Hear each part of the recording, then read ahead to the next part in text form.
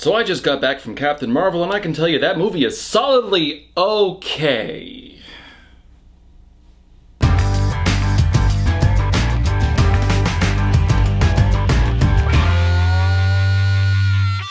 Captain Marvel's the latest in the Marvel Cinematic Universe, starring Brie Larson as the titular character. And usual disclaimer, I don't know that much about comics, so the most I know about Captain Marvel came from the Earth's Mightiest Heroes show.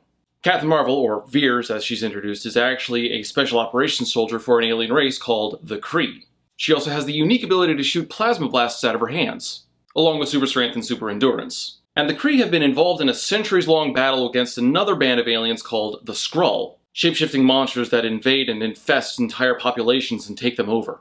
However, after a secret mission goes wrong, Vers crashes to Earth by herself and meets Nick Fury. And in an attempt to get back to her old team, she discovers that her past might not be what she thinks it is. Now, I'm absolutely a Marvel fanboy when it comes to the cinematic universe. I will sing praises to almost every single movie out there that they've made. Obvious exceptions for Thor 2 and Iron Man 3.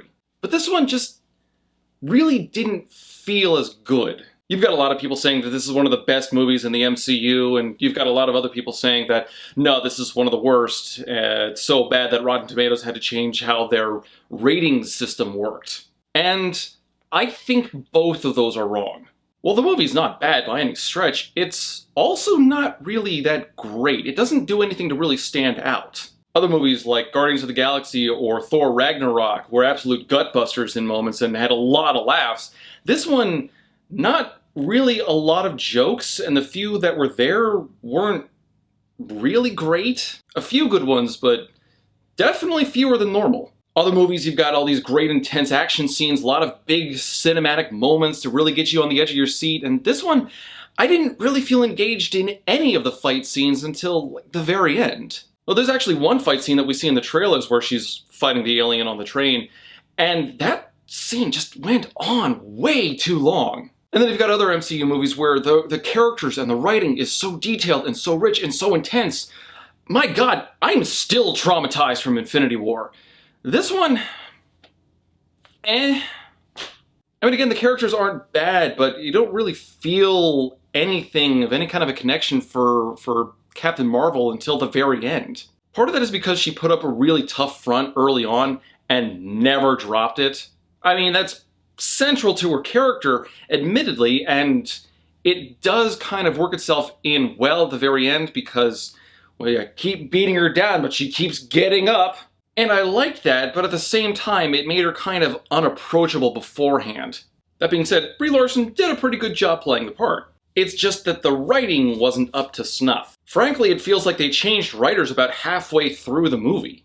The first half of the movie was a lot of clumsy exposition dumps, and it wasn't until the second half of the movie that it really felt like it hit its stride. At least Samuel L. Jackson was pretty good. He plays a slightly more naive Nick Fury, almost to the point where he feels like an entirely different character. Keep in mind, by this point in his life, as he states in the movie, he's already been a colonel, a spy, and now an agent for S.H.I.E.L.D. He should be a battle-hardened badass ready to make these tough choices, and he doesn't feel like that. He feels like a retired soldier who had the field experience but has been stuck at a desk for several years. I actually think at one point they did explain he was stuck at a desk for a couple of years, but that removes him from the Nick Fury we've known from the other movies, so it doesn't feel consistent. He's also very affectionate to cats, or one cat in particular, in a moment that seems so out of left field. I'm not saying that he can't like cats, but the problem is we've always known Nick Fury to be this hardened badass, and now here he is, he's addressing a cat like, "Oh, look at the little kitty. Look at how cute you are. You're so fluffy and adorable. Yes, you are. Yes, you are."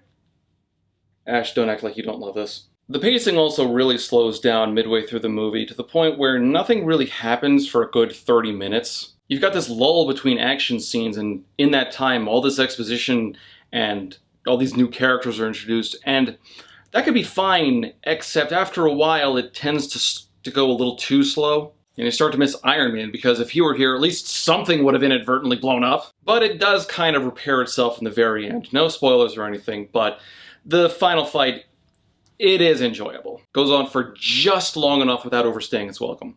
And the movie does have multiple tiebacks to other movies, but I can't really go into detail without going into spoilers.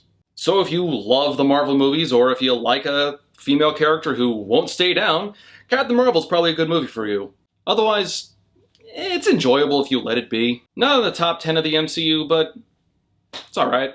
Just make sure you stick around in the credits. Of course, I shouldn't even have to say that anymore, but there is a mid-credit scene and a post-credit scene. The mid-credit scene is, ooh, really good.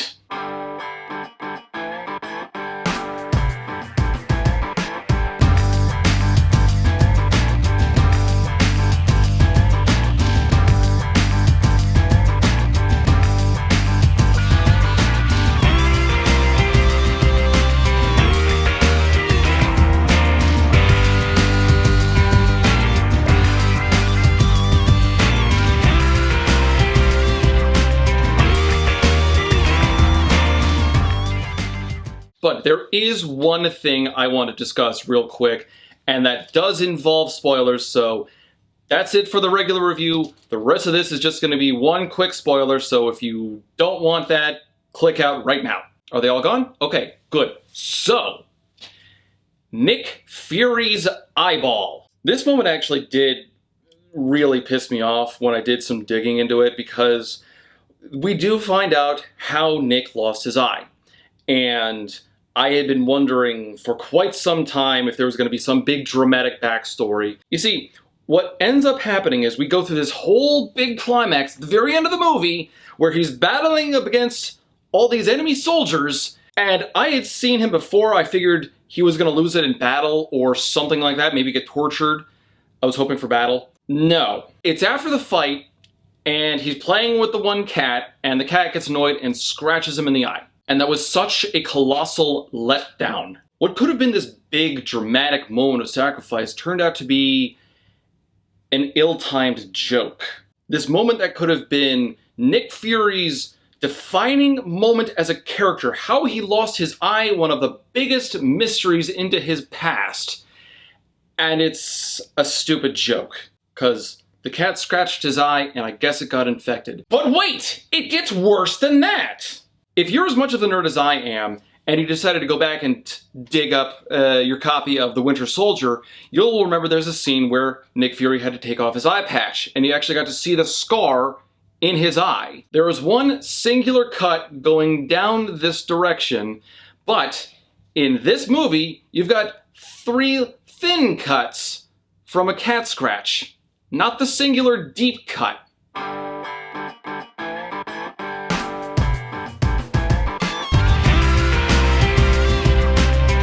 Worst movie ever, no consistency, 0 out of 10! So, that's it. No spoilers in the comments, thank you. If you want to go see it, go see it. If not, whatever. Now, if only they would hurry up and give us a Black Widow movie already.